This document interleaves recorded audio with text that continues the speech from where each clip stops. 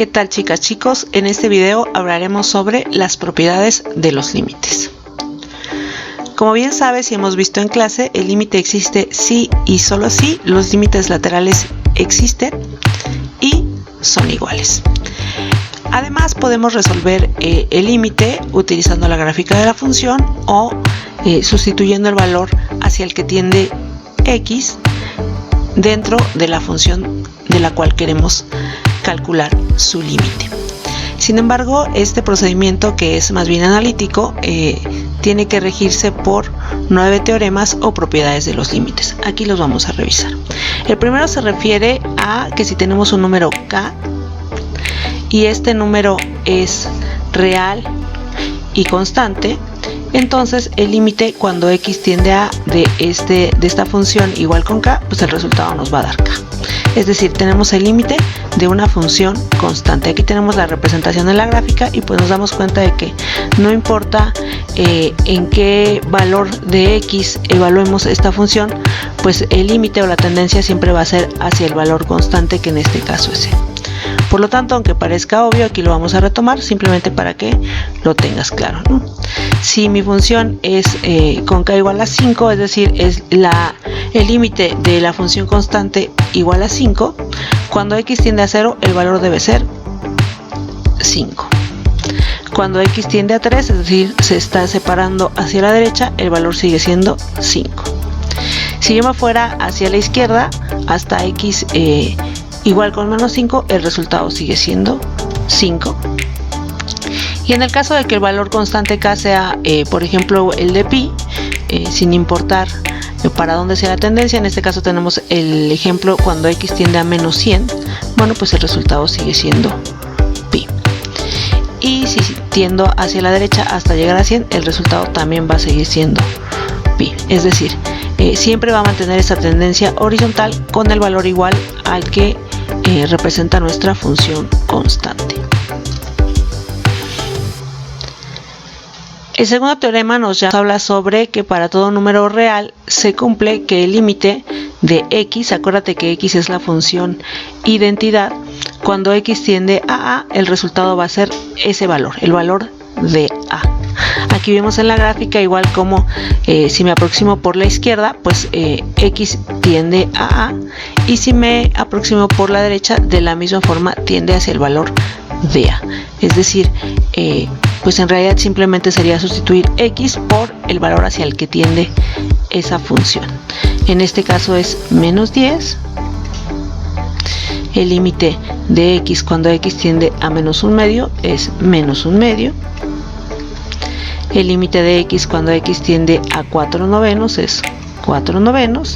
Y el límite de x cuando x tiende a 7896 es 7896.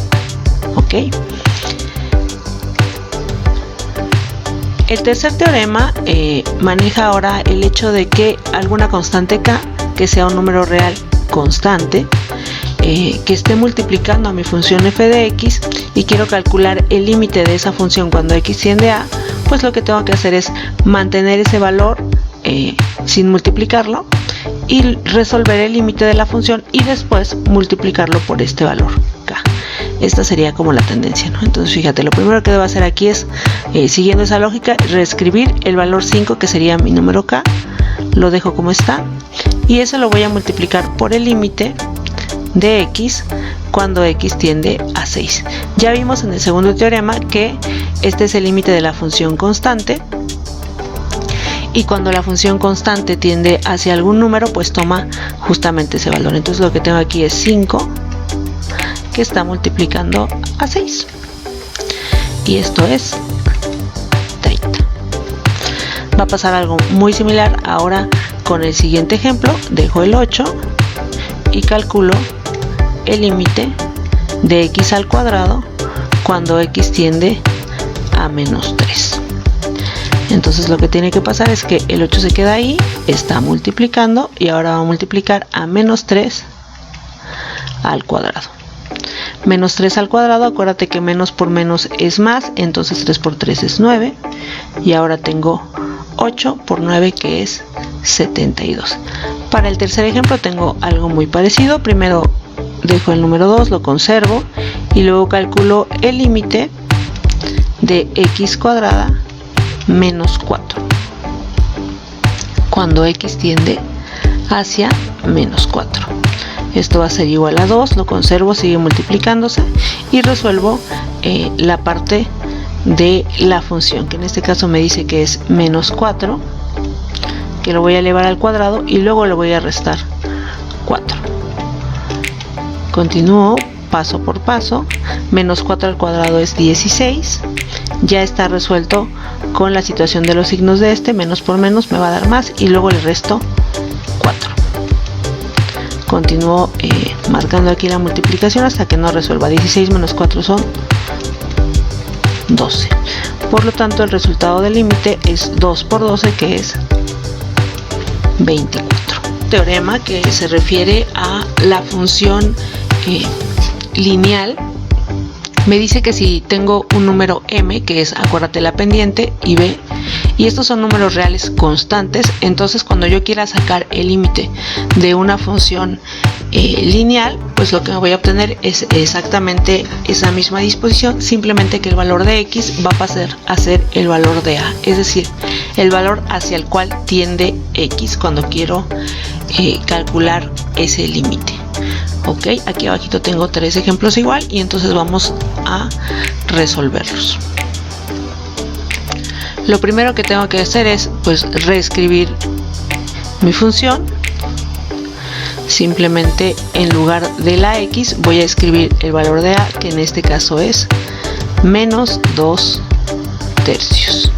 Y luego le voy a restar 6. No nos vamos a espantar por el hecho de que tengamos fracciones y enteros. Acuérdate que cuando tengamos una situación por el estilo, lo que hacemos es tratar todo como si fueran fracciones, ¿no? Es decir, estos 3 enteros van a tener un denominador 1 y este menos 6 también va a tener un denominador 1. Pero voy a comenzar con la multiplicación y entonces tendré primero los signos. Esto es positivo y esto es negativo. Más por menos es menos. 3 por 2 es 6 y 1 por 3 es 3. Ahí tengo mi resultado. Ahora le voy a restar menos 6 enteros. Antes de continuar trabajando con fracción, me doy cuenta de que ambos números los puedo sin problema convertir en enteros, y es lo que voy a hacer. Voy a dividir 6 entre 3 conservando el signo negativo, y esto es menos 2. También el signo negativo aquí lo conservo y divido 6 entre 1, pues que bueno, me va a dar 6. Por lo tanto, estos dos números, acuérdate, no se están multiplicando, por lo tanto la ley de signos que debo utilizar es la ley de signos para suma y resta, que me dice que si los números que estoy operando tienen el mismo signo, conservo el signo y los voy a sumar. En este caso es 8. El resultado de ese límite es menos 8. Para el siguiente ejemplo tengo algo similar. Ahora la pendiente de esta función lineal mide 3/5 y entonces la voy a conservar tal cual. Tengo 3/5 que van a estar multiplicando a x, que en este caso es menos 5. Ya la voy a escribir en forma de fracción con la idea de que vamos a hacer la operación, ¿no? Voy a dejar aquí el más 2. Igual le pongo su denominador 1 y continúo. Este signo menos. 3 por menos 5 me da como resultado menos 15. 1 por 5 me da como resultado 5. Y a este le voy a sumar 2 enteros. Otra vez puedo dividir sin problema, por lo tanto tengo menos 15 entre 5, esto me va a dar como resultado menos 3. Más 2 entre 1 pues me da 2. Nuevamente insisto, aquí es ley de signos para suma y resta. Como tengo signos diferentes, resto los números y conservo el signo del mayor. El mayor es 3, por lo tanto el resultado es negativo y la diferencia entre 3 y 2 es 1. Por lo tanto el resultado es menos 1. Continuamos ahora con el último ejemplo con respecto a las funciones lineales. Aquí la pendiente, es decir, el valor de m es de 1/3, entonces voy a escribir 1/3 que está multiplicando al valor de x, que en este caso es de 3/2, menos 1 sobre 1. Multiplico, 3 por 1 son 3, 3 por 2 son 6 y le tengo que restar un entero. Puedo dividir sin problema 1 entre 1, pero en el caso del 3 entre 6 pues no es un número que sea divisible, por lo tanto hago la representación de fracción más pequeña. 3 es la mitad de 6, por lo tanto esto es 1/2. Y ahora sí voy a restar un entero. Yo sé que para algunos ya es muy evidente, pero lo vamos a hacer, insisto, paso por paso para que vean claramente qué es lo que está pasando, ¿no? Evidentemente, si esto es la mitad de un entero y le voy a restar a 1, pues me debe quedar 1/2, ¿no? Pero vamos a hacerlo. Denominador común. Multiplico, como solo tengo dos fracciones, multiplico los denominadores. 2 por 1 son 2. Luego divido 2 entre 2, el resultado es 1. Por 1 me va a dar 1. Pongo la operación, que es diferencia o resta. Divido 2 entre 1 es 2, por 1 son 2. El resultado pues conserva el mismo denominador, porque esa era la idea de tener un denominador común, que el resultado tuviera ese denominador y así poder hacer la operación. Otra vez, tengo un número positivo y uno negativo. La ley de signos para suma y resta me dice que me quede con el signo del mayor. El mayor es 2. Entonces el signo que voy a conservar es el de menos y hago o calculo la diferencia entre estos dos números. La diferencia entre 2 y 1 es 1. Por lo tanto, el resultado es de menos 1/2. Acuérdate que es importante que trabajes todas estas operaciones de manera mental o a lápiz, porque en el examen de ingreso a la universidad no vas a poder tener acceso a tu calculadora. Entonces, entre más ejercites esta situación, se te va a hacer mucho más sencillo poder realizar el examen sin la angustia de no tener cerca la calculadora. Segundo y muy importante, trabaja con fracciones. En la medida de lo posible, a menos de que en reactivo te lo exija, trabaja con números fraccionarios. Lo más probable es que también las respuestas te sean propuestas como fracciones y no como números decimales. El quinto teorema nos dice qué es lo que tenemos que hacer cuando tenemos dos funciones. En este caso, la función f de x y la función g de x. Bueno, si tenemos que el límite de la función f de x cuando x tiende a es L y el límite de la función g de x cuando x tiende a es igual a m, entonces el límite de la suma o resta de estas funciones va a ser igual a la suma o resta de los resultados de sacar el límite por separado. Aquí tenemos unas funciones que en sí mismas están compuestas por pequeñas funciones que se están sumando. ¿Qué es lo que tengo que hacer en el primer caso? Pues bueno, vamos a sustituirlo todo para verlo. Primero tendría que sacar el límite cuando x tiende a menos 1 de x al cubo y sumarle 5 veces el límite cuando x tiende a 1 de x y luego restarle el límite cuando x tiende a 1 de 3. Date cuenta de que en esta disposición, ya que pusimos cada elemento que constituye esta función o esta suma de pequeñas funciones, pues estamos aplicando ya los teoremas que habíamos visto, ¿no? Aquí está el primer teorema, por acá está el segundo teorema, este sería el tercer teorema. Bueno, todos ya están implícitos aquí y pues los vamos a ir aplicando. ¿Qué sigue? Pues bueno, sustituir las x por menos 1. Entonces este primer límite se soluciona como un menos 1 al cubo más 5 que estará multiplicando a menos 1 y luego le voy a restar el 3. Acuérdate que el 3, al ser una constante, pues bueno, no va a cambiar en ese aspecto, no es como que la x lo afecte porque es una función constante. Acá le pongo bien el signo de aquí de menos porque no lo habíamos puesto. Y pues bueno, solucionamos. Menos 1 al cubo es menos 1, más por menos es menos, y dejamos el menos 3. Nuevamente resolvemos. Todos los números son negativos, por lo tanto conservo el signo y los voy a sumar. 5 más 3 son 8, más 1 son 9. El resultado de este límite es igual con menos 9. Otro gran reto generalmente en la solución de límites de esta forma, que son polinomiales, suele ser la ley de signos. ¿Okay? Hay que tener muy claro cuándo estoy aplicando la ley de signos para suma y resta.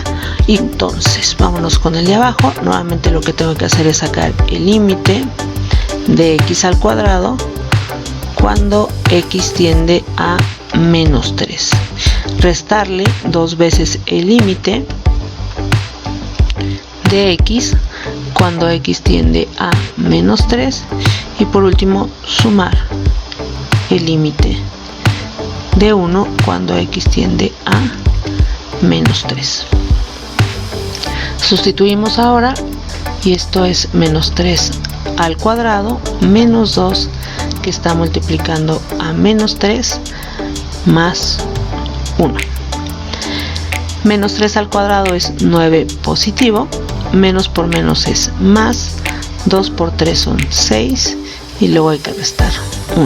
Nuevamente, considerando que todos son positivos, conservo el signo que es positivo y sumo. 9 más 6 son 15, más 1 son 16. Entonces, para nuestro segundo ejemplo, el límite es igual a 16. El sexto teorema nos habla de qué es lo que tenemos que hacer cuando tenemos dos funciones otra vez, f de x y g de x. Conocemos cuál sería el valor de sus límites y estas funciones se están multiplicando. Pues, ¿qué es lo que tengo que hacer? Sacar los límites de cada función y después multiplicarlo. La esencia aquí es exactamente la misma que en el ejercicio anterior. Lo que tengo que hacer es primero plantear que hay que calcular el límite cuando x tiende a menos 3 de x menos 2. Cuando conozca el valor de este límite, entonces lo voy a multiplicar por el límite de 3x más 1 cuando x tiende a menos 3. Al final debo sustituir menos 3 en los valores que tienen a x, por lo tanto tendría menos 3 menos 2 que está multiplicando a 3 por menos 3 más 1. En el primer paréntesis ambos números son negativos, por lo tanto conservo el signo y los sumo. El resultado es menos 5 y van a multiplicar a 3 por menos 3, eso me va a dar como resultado menos 9 más 1, me quedo con el signo del más grande que es menos y calculo la diferencia entre, aquí le voy a poner la multiplicación era menos 9, bueno, la diferencia entre 9 y 1 son 8. Y ahora sí debo multiplicar. Ley de signos para multiplicación, menos por menos son más, el resultado es positivo, 5 por 8 son 40.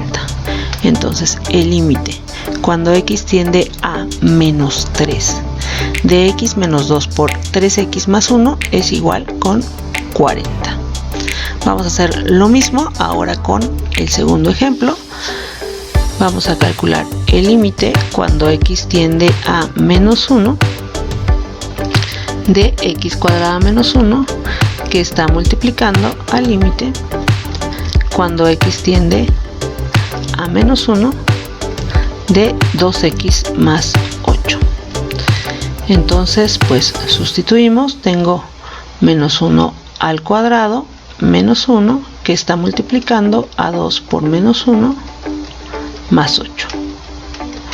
Voy a continuar aquí en la parte de abajo, resuelvo, menos 1 al cuadrado es 1 y le voy a restar 1, luego lo multiplico por 2 por menos 1 son menos 2 más 8.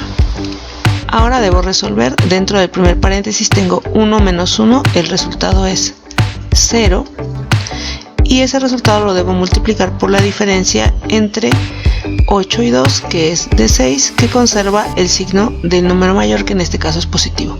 0 por 6, el resultado es 0.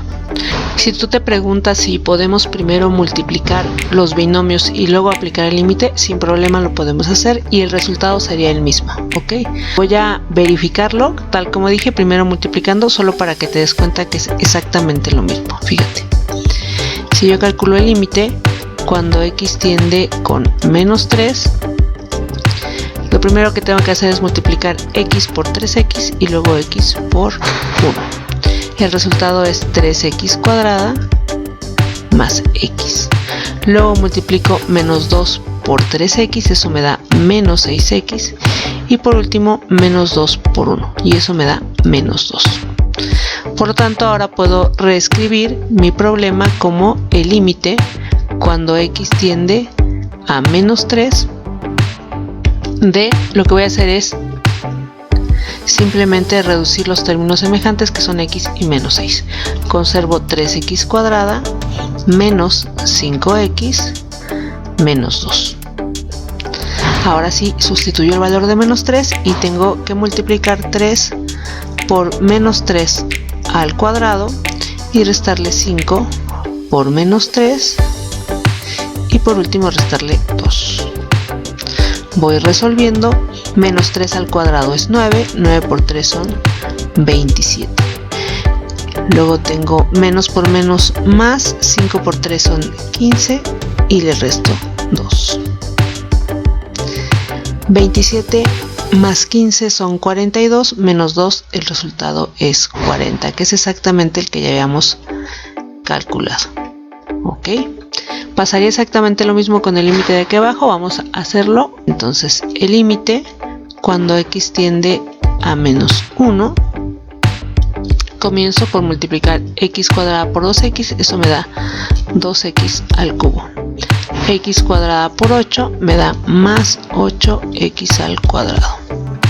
Menos 1 por 2x, menos 2x. Y menos 1 por 8 me da como resultado menos 8. Aquí no tengo la posibilidad de reducir términos semejantes, dado que todas las x tienen diferentes exponentes. Por lo tanto, simplemente sustituyo el valor de menos 1.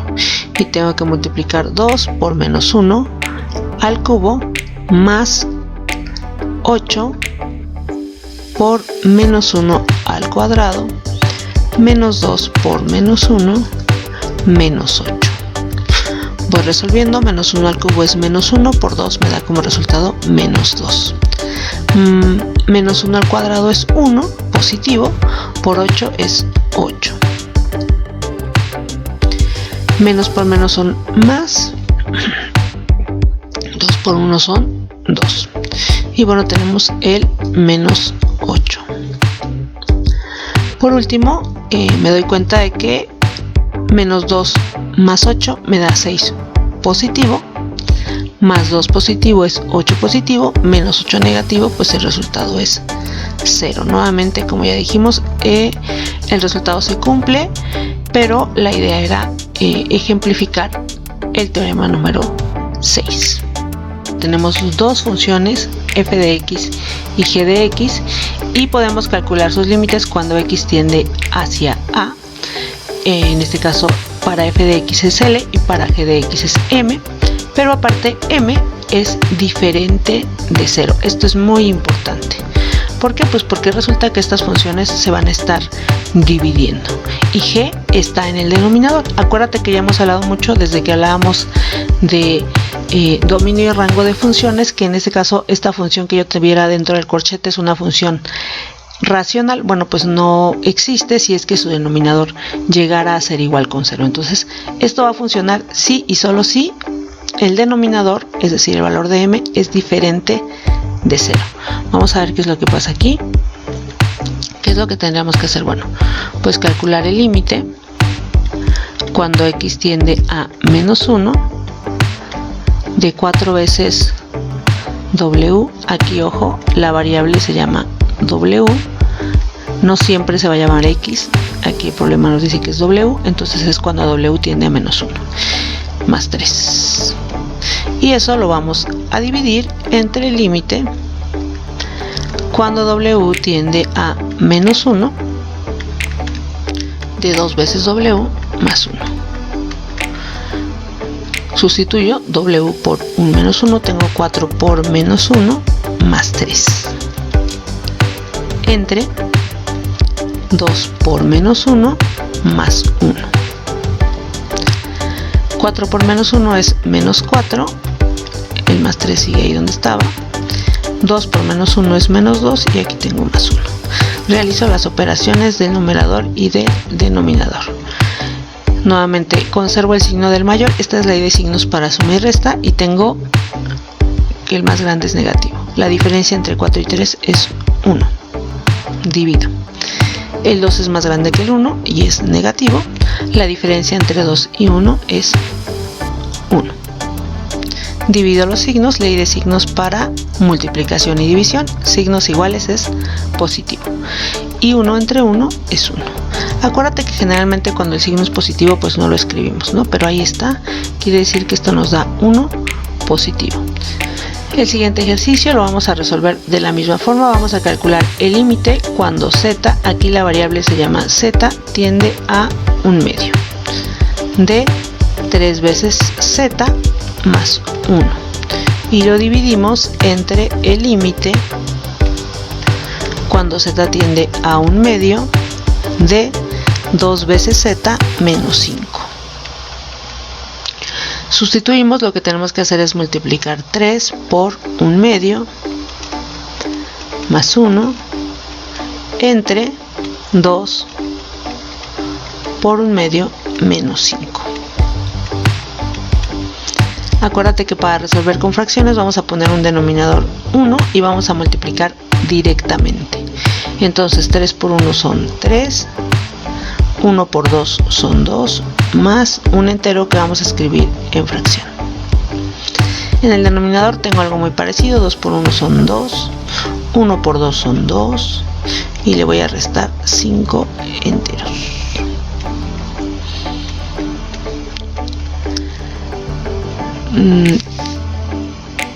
Mi denominador común va a ser 2. 2 entre 2 es a 1 por 3 son 3.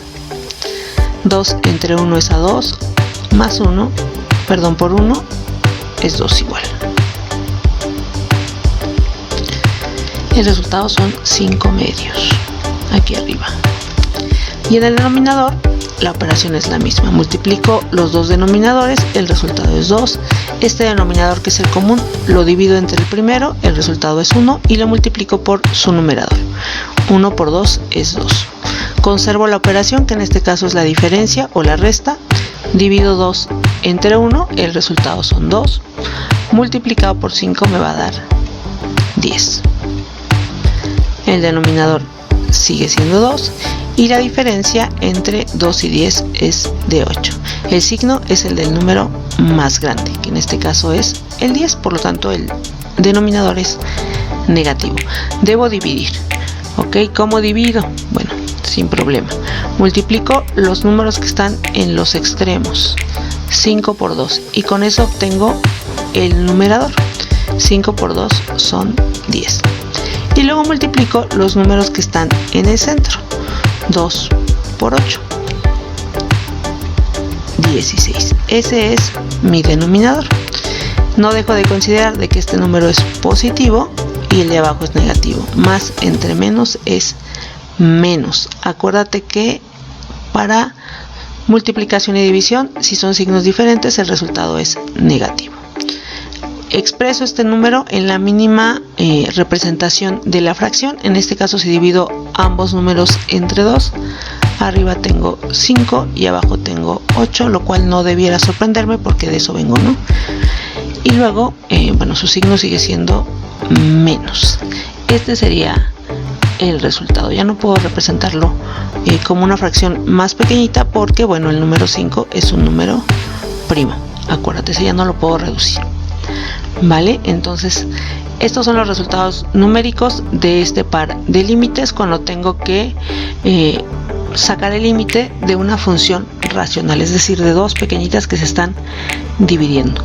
Pero pues no todo es miel sobre hojuelas. Hasta este momento creo que debes tener muy claro que cuando calculas el límite de manera analítica, lo que hacemos es sustituir el valor de la variable y pues llegar a un resultado numérico, pero no siempre es así de sencillo, sobre todo con las funciones racionales, es decir, donde se están dividiendo. Fíjate, aquí tengo un ejemplo para tener en cuenta. Si yo tomo el valor hacia el que tiende x, que es 1, y lo sustituyo aquí, bueno, pues acuérdate que tengo que calcular el límite cuando x tiende a 1 de x cúbica menos 1, y luego dividirlo entre el límite cuando x tiende a 1 de x menos 1. Ok, sustituyo el valor y entonces tendría 1 al cubo menos 1 entre 1 menos 1. 1 al cubo es 1 y cuando le resto 1 el resultado es 0. Hasta ahí no debe haber mayor problema. Recuerda que 0 es un número que perfectamente lo puedo dividir entre otros. Es decir, si yo tuviera que dividir 0 entre 3, pues el resultado sería 0. Ok, no debe haber mayor problema. Si tengo que dividir 0 entre cualquier número que puedo llamarle x, el resultado sigue siendo 0. El problema viene abajo, ¿no? Si tengo 1 menos 1, el resultado es 0. Y cuando yo tengo un denominador 0, acuérdate que esto no está determinado.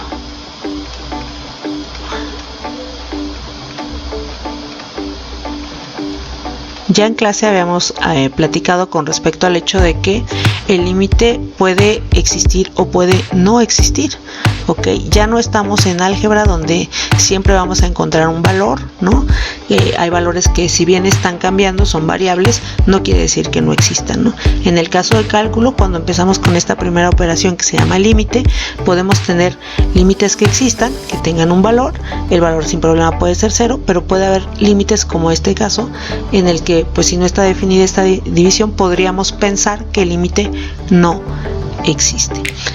Sin embargo, si nosotros graficáramos esta función como lo hemos hecho en clase, pues nos damos cuenta de que en realidad, si yo me aproximo por la izquierda, es decir, si busco el límite lateral, el límite, lo vamos a escribir aquí, el límite lateral izquierdo, que sería el límite cuando x tiende a 1 por la izquierda de esta función, que es x cúbica menos 1 sobre x menos 1, el resultado pues tiende a ser 3 positivo. Ahí lo puedes observar en la gráfica. Aquí está. Y bueno, si yo me aproximo, eso fue por la izquierda. Ahora, si yo me aproximo por la derecha, en los valores de x, entre más próximos sean a 1, si calculo el límite cuando x tiende a 1, pero ahora por la derecha, de esta misma función, x cúbica menos 1, x menos 1, también tiende a ser 3. Es decir, pues el límite sí existe.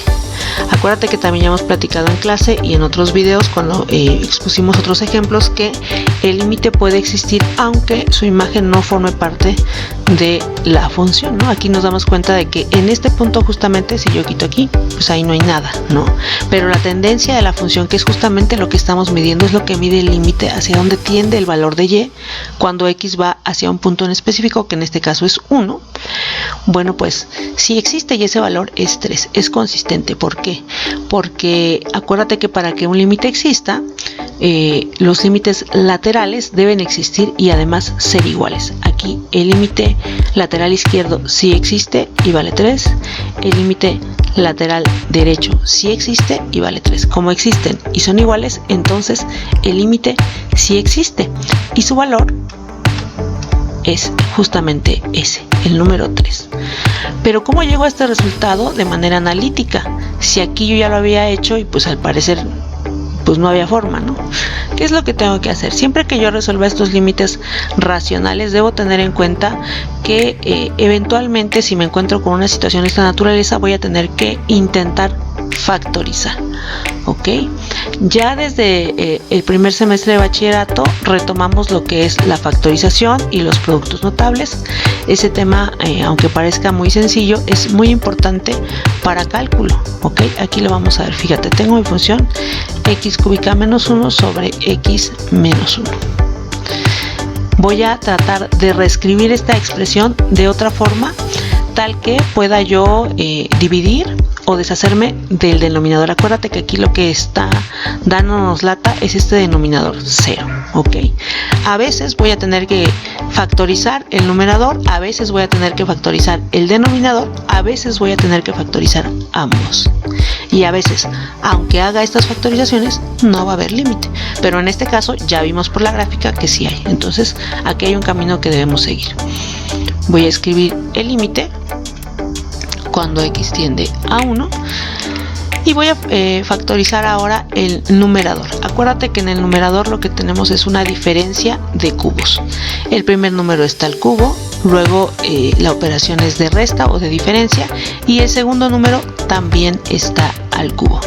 Yo sé que este 1 también está elevado al cubo porque 1 al cubo pues me da como resultado 1. Entonces sin problema puedo considerar que ese 1 también está al cubo.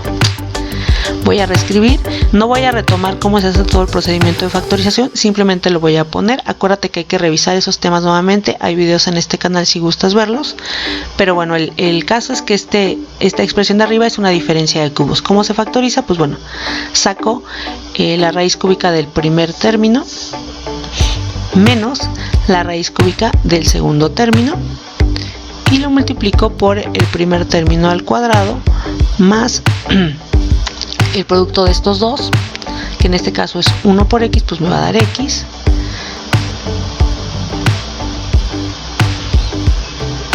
más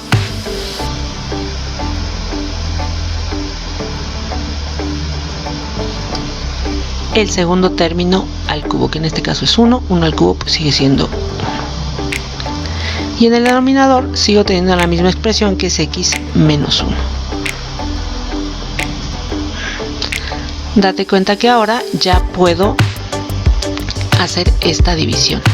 Fíjate, este número x menos 1 se está multiplicando con el de acá y si yo lo divido entre x menos 1, como son números iguales, el resultado es 1. De tal suerte que ahora puedo reescribir mi límite como el límite cuando x tiende a 1 de 1 que está multiplicando a x cuadrada más x más 1. Sin mayor problema, el resultado pues es x cuadrada más x más 1. ¿Qué toca hacer? Pues ahora sí, sustituir 1 al cuadrado más 1 más 1. Sabemos que el resultado de elevar 1 al cuadrado es 1. 1 más 1 más 1, el resultado es 3. Nos damos cuenta cómo haciendo este procedimiento de factorizar, en este caso el numerador, de una manera correcta, entonces puedo llegar por el método analítico sin problema al resultado del límite, que en este caso sí existe y es 3. Y eso ya lo corroboramos aquí en nuestra gráfica. Ok, entonces muy atentos con ese tipo de límites. Insisto, va a haber ocasiones en que solo tengamos que factorizar, como en este ejemplo, el numerador o el denominador, y va a haber veces en que tengamos que factorizar ambos. Ok, aquí no voy a ahondar en más ejemplos porque la idea es sobre todo revisar los teoremas que son las propiedades de los límites, pero más adelante tendremos un video donde hagamos muchos más ejercicios sobre límites racionales. El octavo teorema se refiere a cómo debemos calcular el límite de una función que está elevado a un exponente n. Este exponente n debe ser un número, ojo, entero y positivo. Si cumple con estas características, entonces podemos simplemente calcular el límite de la función y después elevarlo a dicho exponente. Reitero, entero y positivo. Acuérdate que ya hemos hablado de que existen ciertas funciones que pueden tener un exponente que sea fraccionario, ¿no? Este no es el caso. El número debe ser entero y además debe ser positivo. Los ejemplos que tenemos aquí pues tienen esa característica. Ok, tengo el límite de 2x más 1 al cuadrado cuando x tiende a 2. ¿Qué es lo que tengo que hacer? Pues bueno, primero calcular el límite cuando x tiende a menos 3 de 2x más 1, y el resultado que yo obtenga de esto pues después lo voy a elevar al cuadrado. ¿Cómo calculo este límite? Pues multiplico 2 por menos 3, le sumo 1 y al resultado lo voy a elevar a la potencia 2 o al número 2. 2 por menos 3 son menos 6 más 1. Menos 6 más 1 es menos 5 y debo elevarlo al cuadrado. Menos 5 por menos 5 son 25 positivo. Entonces ahí tengo mi resultado. Acuérdate que esto se alinea mucho con los anteriores teoremas, donde en realidad la idea central es resolver primero el límite de la función y después aplicar la operación. Aquí la operación es la de potencia o elevar a una potencia, que en este caso fue 2. Ok, entonces pues resolvemos el siguiente de la misma forma. ¿Qué es lo que tengo que hacer? Pues calcular el límite de x menos 3 cuando x tiende a 5, y cuando tenga ese resultado pues ya lo elevo al cubo. ¿Cómo obtengo el resultado? Pues sustituyo x por 5, le resto 3 y luego lo elevo al cubo.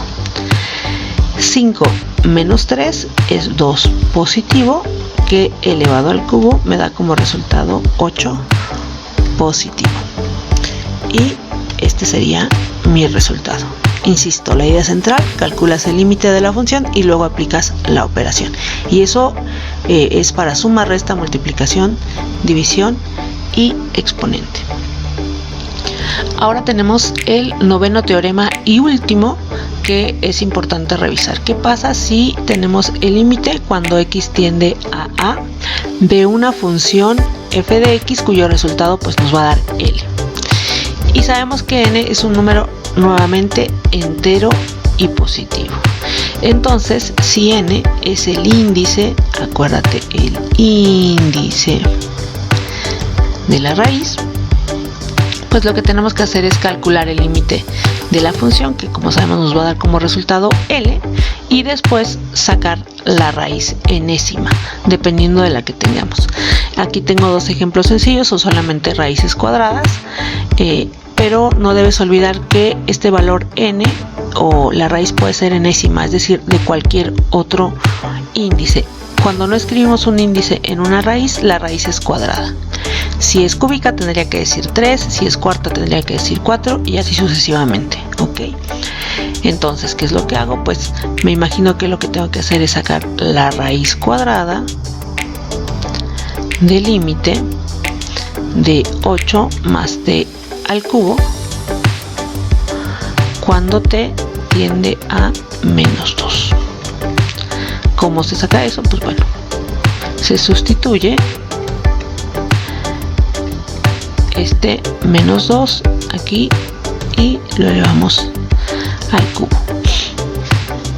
¿Qué pasó aquí? Bueno, pues tengo la raíz de 8, este número no cambió, y luego tengo menos 2 al cubo, el resultado es menos 8, menos por más es menos y tengo menos 8. Hasta aquí no me espanto, 8 menos 8 es 0, la raíz cuadrada de 0 sin duda es 0, es decir, el número que multiplicado por sí mismo me dé como resultado 0, pues es el número 0. Sin embargo, el límite no vale 0. Tenemos que tener en cuenta también, acuérdate, tus conocimientos sobre funciones. Vamos a intentar bosquejar la función. Acuérdate que este tipo de funciones, que son funciones que están dentro de un radical, que les podemos llamar irracionales, aquí en el eje vertical está y, la variable dependiente. En la horizontal está x, en este caso nuestra variable se llama t, que es la variable independiente, la vamos a llamar aquí t. Y bueno, queremos saber qué es lo que pasa cuando nuestra variable independiente tiende a menos 2. Entonces vamos a decir que por aquí esté el menos 2. Bueno, ya vimos que cuando eso pasa, el valor pues tiende a ser 0 en y, es decir, está por acá, ¿no? Acuérdate que esta curva es más o menos de esta forma, ¿no? Si yo quisiera ser más clara, diría que esta es f de t. Acuérdate, t es la variable. Cuando esta es igual a 8 más t al cubo. Ahí está. ¿Qué es lo que pasa? Bueno, pues si yo observo la tendencia por la derecha, cuando t tiende a menos 2, el valor de y o de salida pues tiende a ser 0, ¿no? Viene por acá. Si existe y es 0, es justo el que acabamos de calcular. Pero ¿qué pasa cuando yo me aproximo por la izquierda? Cuando tengo valores negativos diferentes a menos 2, por ejemplo menos 3, menos 4, todos los que tendría del lado izquierdo. Bueno, cuando eso pasa, aquí pues ni siquiera hay gráfica, ¿no? No hay función, por lo tanto tampoco hay límite. Del lado izquierdo el límite no existe.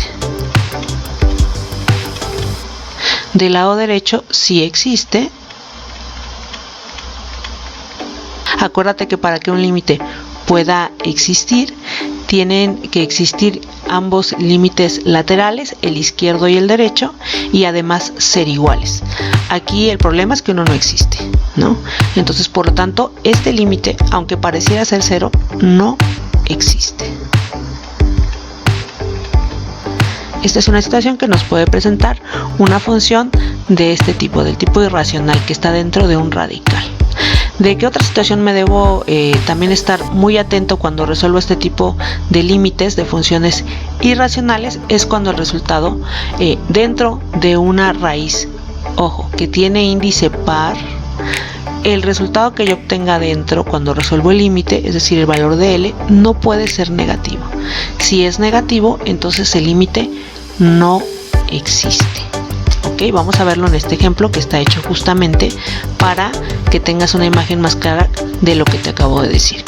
Fíjate, tendría que calcular dentro de la raíz cuadrada el límite cuando z, acuérdate, en este problema nuestra variable se llama z. Cuando z tiende a menos 2. ¿De quién? De 7z al cuadrado más 14z menos 7. Ok, ¿qué es lo que hago? Pues sustituyo. Entonces me quedo con 7, que está multiplicando a menos 2 al cuadrado, más 14 por menos 2, menos 7. Continúo en la parte de aquí abajito. Y entonces menos 2 al cuadrado es 4, por 7 son 28, y este valor ya es positivo porque acuérdate que multipliqué menos 2 por menos 2. Y luego tengo menos por más, es menos, 14 por 2 es 28 y debo restar 7. Empiezo por a 28 positivo, restarle 28 negativo, el resultado debe ser 0, por lo tanto solo me queda el menos 7. Entonces, como mencioné hace ratito, si el valor de L, que es lo que me aparece aquí dentro del radical, es negativo y el índice de la raíz es par, que en este caso es 2, como ya habíamos mencionado, entonces ese valor no existe. Ok, aquí vamos a decir que entonces el límite no existe. Ok, estos son dos casos importantes que debes tener a consideración cuando resuelves límites de funciones que están dentro de un radical. Te preguntarás qué pasa si el índice no es par, si es por ejemplo 3. Bueno, pues sí existirá algún número, en este caso no entero, pero que multiplicado por sí mismo 3 veces te dé como resultado menos 7. Sí existe, ok, pero no es el caso. La idea aquí es dejar claro que si el índice es par, en este caso 2, pues bueno, el valor no existiría. Ten en cuenta esto, repasa estos ejemplos si es posible cambia los valores y bueno, haz tus ejercicios.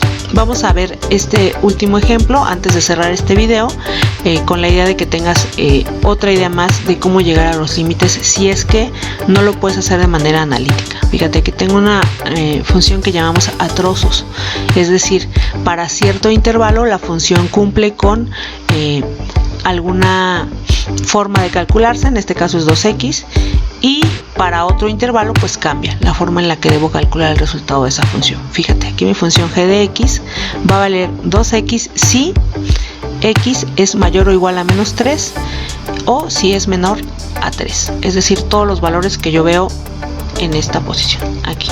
Y date cuenta que pues es una función lineal. Pero ¿qué pasa si x es mayor o igual a 3? Es decir, si paso este punto, bueno, entonces g de x va a ser igual a x cuadrada, es decir, la función empieza a ser una parábola. Bien, entonces pues obviamente el comportamiento es diferente. Pero ¿qué pasa cuando yo quiero saber cuál es el valor de la función cuando x se aproxima o tiende a 3? Pues bueno, aquí con la gráfica, con la representación que ya tengo, puedo verificar la existencia de los límites laterales. Acuérdate que eso es importante. Primero saber si existen y luego si existen, si son iguales. Entonces la condición es el límite existe si y solo si los laterales existen. Acuérdate que cuando tiene un signo menos aquí arriba, aunque parezca un exponente, lo único que me está diciendo es que debo medir el límite por la izquierda. Si tiene un signo más, a lo que se refiere es que debo medir el límite por la derecha. Entonces comienzo por la izquierda. Cuando yo me aproximo a x igual con 3 por la izquierda, los valores de y son los que forman esta recta y tienden o se aproximan a este valor, que si yo me voy a la gráfica, pues bueno, es el número 6. Entonces, cuando yo me aproximo por la izquierda, el valor que toma la función es de 6 positivo en y, o el valor de salida. Luego, ¿qué pasa si yo me aproximo por la derecha? Pues bueno, si llego desde este lado, los valores de y pues tienden hacia este puntito, ok, que ya yéndome la gráfica pues debe corresponderse con el número 9. Entonces, ¿qué pasa? Cuando yo ya tengo la gráfica de la función, me doy cuenta de que el límite lateral izquierdo tiende a ser 6, el límite lateral derecho tiende a ser 9. ¿Ambos límites existen? Sí, pero no son iguales. Entonces aquí el límite, podríamos decir, de esta función g de x cuando x tiende a 3 no existe. ¿Por qué? Porque aunque sus límites laterales existen, no son iguales. 6 no es lo mismo que 9. Por lo tanto, este límite no existe. Espero que este video te sirva para repasar estos teoremas que son las propiedades de los límites y que veas cómo se pueden aplicar. Vamos a hacer más ejercicios en el salón y más adelante tendremos más videos sobre las funciones racionales y las irracionales, que son las que tienen como más casos especiales. Hasta la próxima.